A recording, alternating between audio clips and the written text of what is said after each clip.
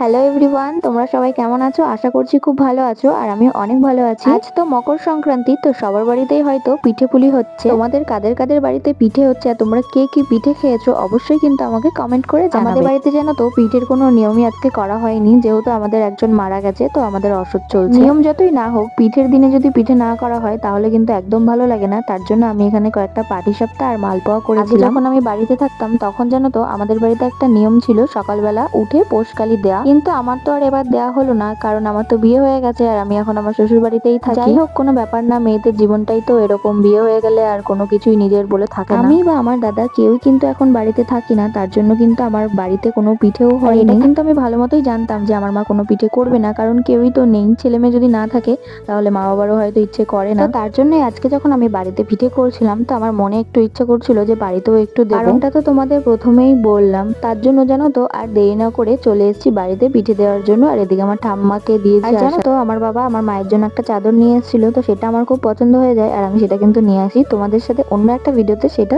Details share করব। ভিডিওটা কেমন লাগলো একটা কমেন্ট করে জানিও।